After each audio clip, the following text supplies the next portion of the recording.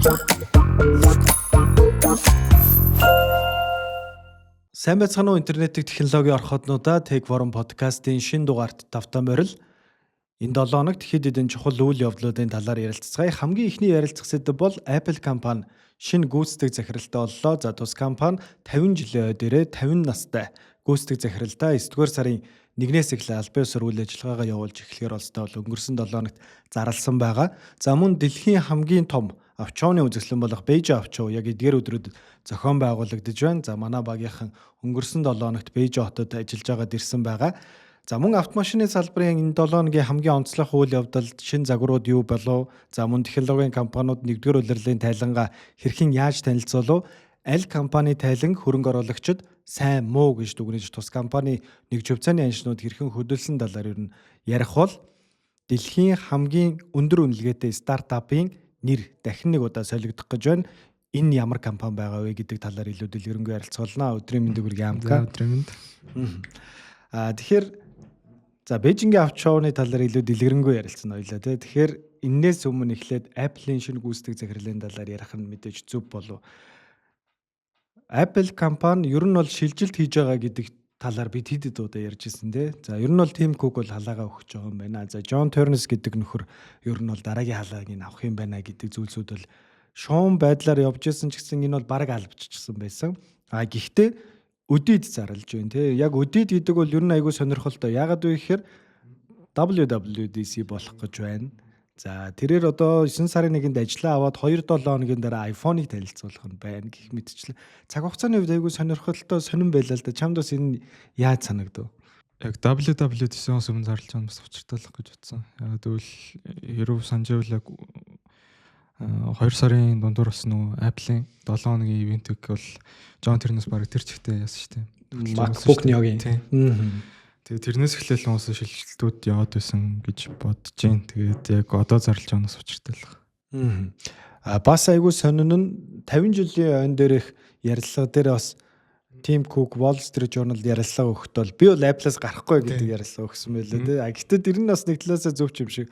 Tim Cook бол Apple-аас явахгүй байгаа. За тэрээр бол төлөөлөл удирдах зөвлөлтөд бол үлдчихэж байгаа. За илүү одоо стратеги бодлого за мөн одоо энэ логистикийн асуудлууд дээр тий за мөн одоо энэ хятадын засгийн газар за Америкийн засаг захиргаатай ер нь хэрхэн яаж харилцах вэ гэдэг хэсгүүдийг аваад үлдчихэж байгаа юм шиг байна. За үүнээс гадна технологийн салбарын дунд технологийн орхотны дунд нэг амар өндөр хүлээлт үүсэж байгаа нь за Стив Джобсын дараачаар дахин яг ийм бүтээгдэхүүн суурьтай, төхөөрөмж суурьтай, инженер хүн гүйцэтгэх захирал нь болж байна гэдэг зүйл байна л да. Тэгэхээр John Ternus-аас чиний хүлээлт юу вэ? Яг Tim Cook үед зөндөө шинэ бүтээгдэхүүн танилцуулагдчихсан. Гэхдээ John Ternus үед тэр нь бүр илүү шинэ, илүү инновацлог бүтээгдэхүүн танилцуулагдах байх гэсэн хүлээлт бол байна. Гэхдээ бас хүлээлттэй болох даваар тавхаг л хэлж байна да. Тэгэхээр яг John Ternus гэж яг хэн бэ гэхээр за тэрээр бол одоо 50 настай буюу яг Apple-да ижил настай юм байна. За 2001 онд бол ер нь Apple-д анх ажилд орж исэн. Тэгээ амьдралынхаа 25%-ийг яг 50%-ийг 25 жилиг тий амьдралынхаа 50%-ийг бол яг Apple-д одоогийн байдлаар ингээд өнгөрүүлчихсэн тийм ирхэн байгаа юм байна. За инженер суурьтай буюу тэрээр iPhone, iPad тий одоо ер нь Apple-ийн бараг сүүлд гарч байгаа бүхэл девайсууд буюу төхөөрөмжүүдийн хардверинг буюу инженерчлэлийг энэ гол удирдах ажиллаж байсан. За түүний бас яг энэ Apple-ийн гүйцэтгэх захирлын албан тушаал томилогдох болсны хамгийн гол шалтгаануудын нэг нь бол тэрээр M chip. За одоо Apple-ийн бараг сүүлийн 5 жилийн хамгийн сайн бүтээгдэхүүн гэвэл хүн болгон ер нь M chip-ийг хэлэх байх. Тэр M chip дээр бас нэлээдгүй өндөр оролцоотой байсан гэдэг нь бол нэлээдгүй нөлөөлсөн байж магадгүй гэж бол бичиж байна. За түүний хувьд бол одоо iPhone гарснаас хойш iPhone-ы яг инженерчлэл хэсгийг бас айгүй олон жил удирдах ажиллаж ирсэн юм байна. За зөвхөн iPhone ш за сүүлд бол Apple Vision Pro-гийн ажиллах систем дээр ажилласан байна тий. MacBook дээр бас нэлээдгүй сайн ажилласан байна гэх мэтчлэн. За түүний энэ хийж байгаа инженерчлийн ажлууд ер нь Apple-ыг дараагийн одоо инновацлог бүтээгдэхүүн хийх зам руу нь ер нь хөтлөж байгаа юм шүү гэдэг юм өндөр хүлээлт үүсээд.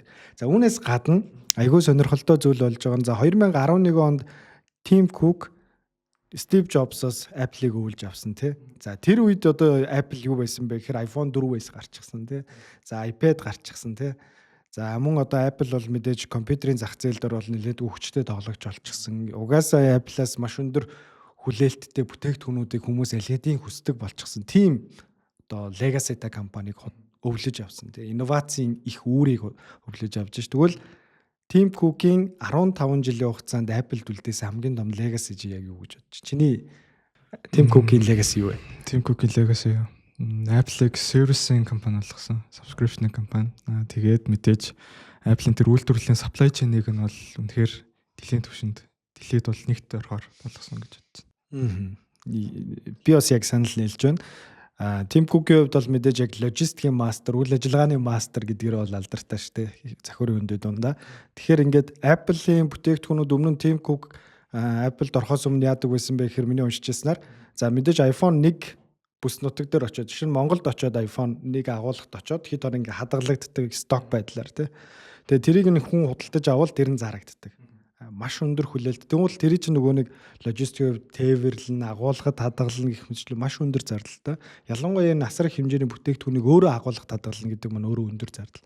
Тэгвэл энийг аль болох бага удаан хугацаагаар биш маш богино хугацаанд агуулгад хадгалах тийм систем бүтээж чадсан. За нөгөө тэгвэр Tim Cook чи 1998 онд санагдчих анх Apple-д ажилд орж ирсэн юм бэлээ. За түүний бас өөр Apple-д хийж чадсан зүйл юу вэ гэхээр яг юм олон улсын гол тоглогч болгож чадсан. Apple-ийн бүтээгдэхүүнүүдийг дэлхийн өнцөг булан бүрд ер нь яаж логистикийг маш гоёор шийдэх вэ гэдэг юм асуудлууд хийж чадсан. За мэдээж бол логистикийн асуудал, үйл ажиллагааны асуудлууд байна. За мэдээж Tim Cook-ийн 90 үед бас маш олон гайхалтай бүтээгдэхүүнүүд гарлаа ш. Apple Watch-аас ахвалаа л те. Бүтээгдэхүүний топ 3-ын нэрлэгвэл аль гар бэ? За хэдий фейлсэн ч гэсэн Vision Pro чипээ бүтээгдэхүүн гэж үзвэл мэдээж M chip яг Tim Cook үед гарсан гэдэг утгаараа шин загвартай MacBook гэдэг юм уу? Миний хувьд. Таны хувьд Apple Watch нэгдүгээрт. Тэгээ энэ бол шинэ салбар бий болгосон. Тэгээ өөрөө яг M chip тэгээд за мэдээж үйлчилгээний салбар дундаас нэрлэмээр байна. Яагаад вэ гэхээр одоо Apple бол нэг жилдээ 400 тэрбумын орлого олдог компани болчихсон байна. За үүний 25% орчим хувийг бол зөвхөн сервисээс авдаг болсон байгаа. Тэгэхээр Apple Pay. Миний бол одоо Apple-ийн үйлчилгээнүүд дундаас хамгийн их хэрэглэх дуртай үйлчилгээ бол мэдээж Apple Pay байдаг. Apple Pay бол үнэхээр гайхалтай. Үүний дараачаар Android дээр яаж орж ирлээ те. Тий. Тэгээд Apple Pay бол үнэхээр гоё бүтээгдэхүүн. За Tim Cook бол ингээд маш өндөр legacy-тайгаар бол өөрийнхөө ажлаа хүлээлгэж өгч байгаа тий. Тэгэхээр бас өөр нэг сонирхолтой зүйл байна. Өөр нэг юм сонирхолтой зүйл нь юу вэ гэхээр Apple компани хамгийн игцэгтэй үе дээр юм удирдлагын шилжилт хийгдэж байна. Буюу John Turner-с айгүй игцэгтэй үе дээр авч. За энэ нь мэдээж нэгдүгээрт геополитикийн асуудлууд айгүй хэцүү байна. За хоёрдугаарт Apple компани өөрсдийнх нь бүтээгдэхүүнүүдийн лайн дээр хэд хэдэн чухал бүтээгдэхүүнүүд орж байна. Энэ жил iPhone Fold буюу нугардаг дэлгэцтэй iPhone орж байна. За нугардаг дэлгэцтэй iPhone дээр Apple бол нэг хэд хэдэн чухал юмнуудыг баримталж байгаа юм. Нэгдүгээр бат бөх байх. За хоёрдугаар тэр нөгөө нэг нугардаг хэсгний зураас аль бол харагддаггүй байх. Тэ? За гуравдугаарт iPad шиг ажилдаг байх. Дэлгэцэн үедээ яг нэг юм iPad шиг юм хэвтэй харагддаг байх гэдэг ч юм уу. Тэ нэг ийм хэд хэдэн зүйлсүүд тэр нь төвлөрч ажиллаж байгаа юм байна. За үүнээсээ гадна за Tim Cook бол ийм үйлчилгээний компани болгосон Apple-ыг бас бүтээгдэхүүнээс гадна. Тэгвэл энэ legacy-г John Turner-с юу яаж удирдах авч явах вэ? За John Turner-с бол нэг ярилцлаганд Bloomberg-ийн нийтлэл дээр ütсэн бэлээ өгөхдөө. За би бол энийг яг үргэлжлүүлнэ. Гэхдээ миний бол одоо хамгийн дуртай сервис нь бол Apple Pay байдаг. Тэгэхээр Apple Pay байсан гэж онцолж хэлж байгаа нь магадгүй бас Apple Pay дээр өөр шин зүйлсүүд орж ирж магадгүй. За дараагийн Apple-ийн одоохондоо хийж чадаагүй гэхдээ хийхийг хүсэж байгаа зорж байгаа нэг концепц бол Smart Home. Тэгээ Smart Home дээр Ring гэж магадгүй гэж ярьж байгаа ухаалаг тий аюулгүй байдлын камертай хонх тий. За мөн одоо хоёр талруугаа хөдөлдөг ийм робот хөлтөө таблет ярьж байгаа. За мөн Siri одоо Smart Home-ийн гол одоо удирдах функц нь байна тий нөө Jarvis шиг тий Jarvis тэгэрэй гэдэг шиг гэртээ ороод яг Siri-г дууддаг шиг тий. Иймэрхүү зүйлсүүд ярьж байгаа. Тэгэхээр яг энэ Smart Home дээр ямар шилжилтүүд хийх бол тий ямар стратеги баримтлах бол гэдэг нь бас нэлээдгүй сонирхолтой санагдаж байна. За дараагийнх нь ухаалаг шил болон AR-ын төслүүд тий AR-ын төслүүд. Тэнгуул Apple Vision Pro тэртэргүй бүтлгүүдсэн төсөл болчлоо. Macrumos дээр өчигдөр нэг нийтлэл гарсан байсан. M5 чипээр ингээд сая шинжлэгдсэн шүү дээ Apple Vision Pro. Үүний дараа ч Apple ер нь энэ Apple Vision Pro гэдэг бүтээгдэхүүнээдээс татгалзаж эхэлж ах шиг байна гэдэг алтан бус мэдээллүүд цацагдаж эхэлсэн байлээ.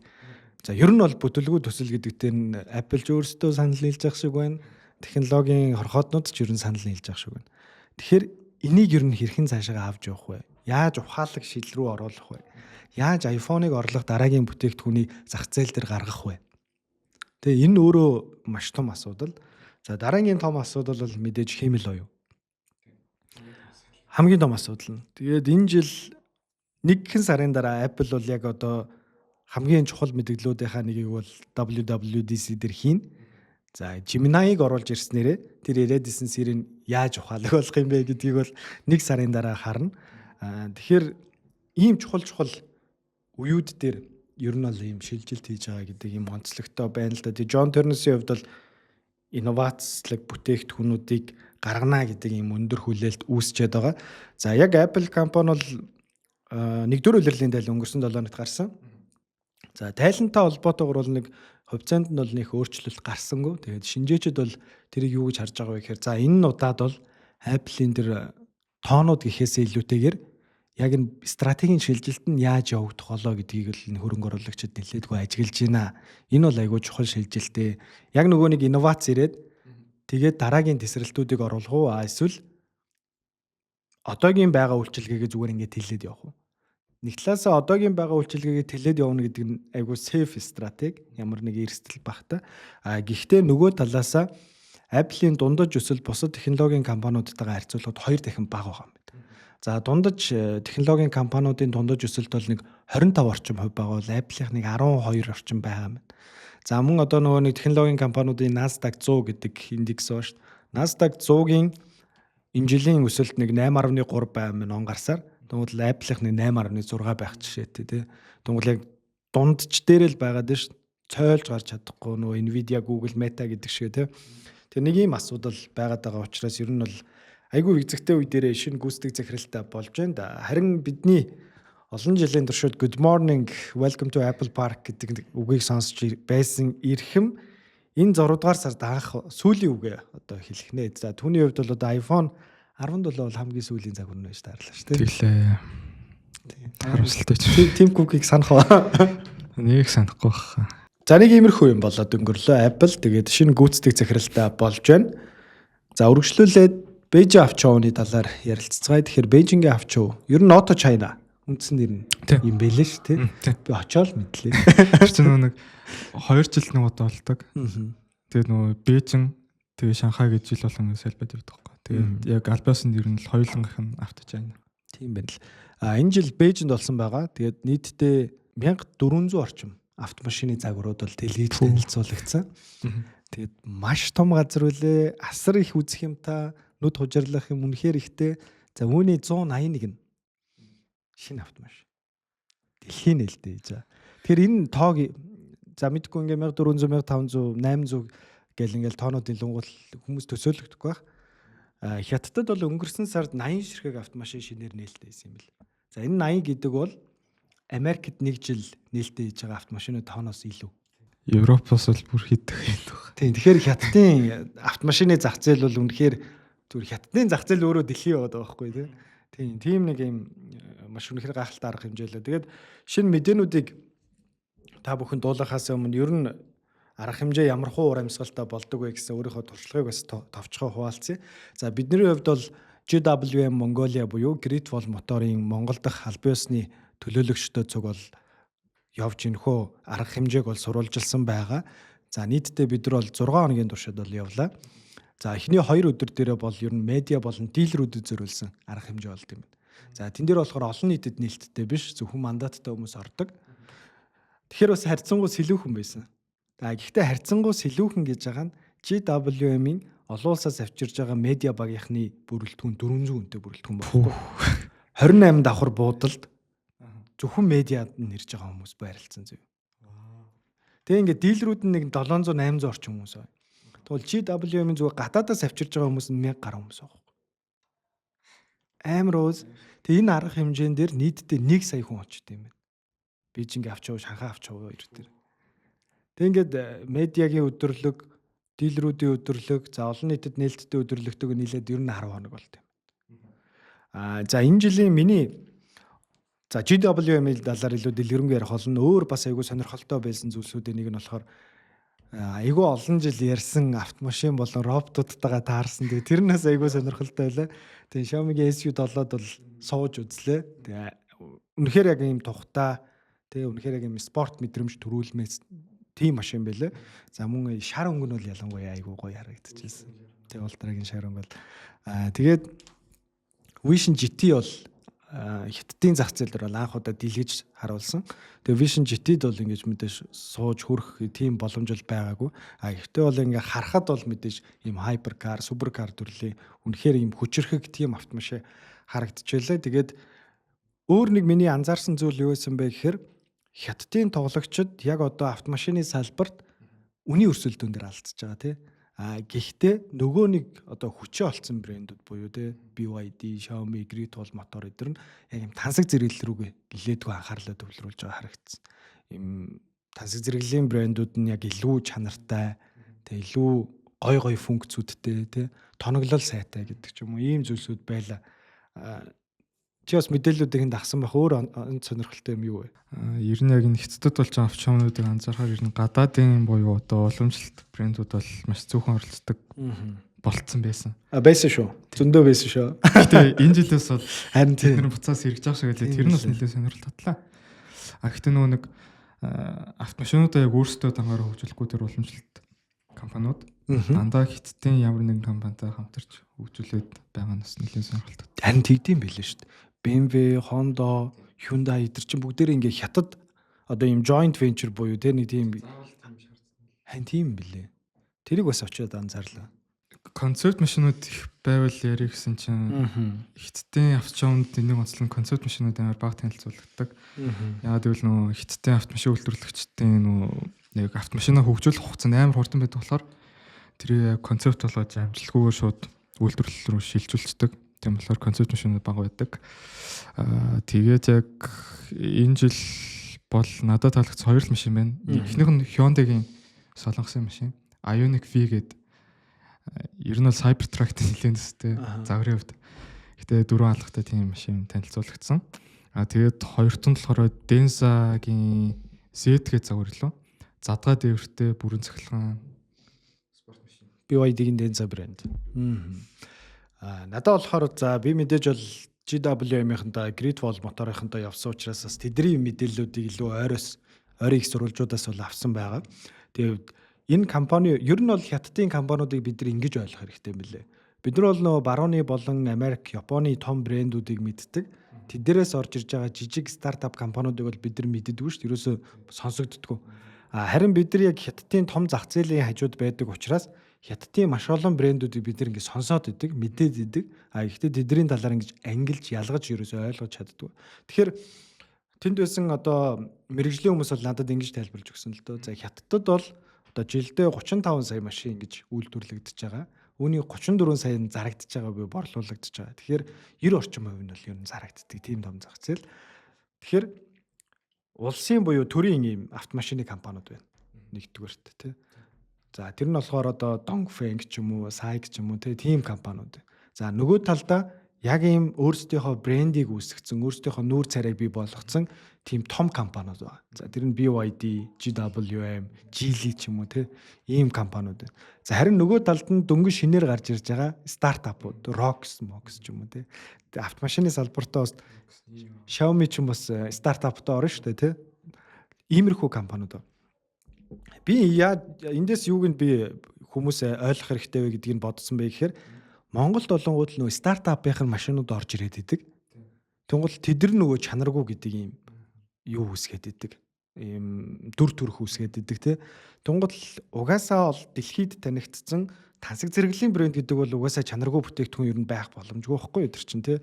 Тэнгуул тиймэрхүү брэндүүд нь Монголд орж ирвэл хитрхийн үнэтэй санагдаад идэг. Тэгэхээр энийг ингэж ойлгох хэрэгтэй юм лээ.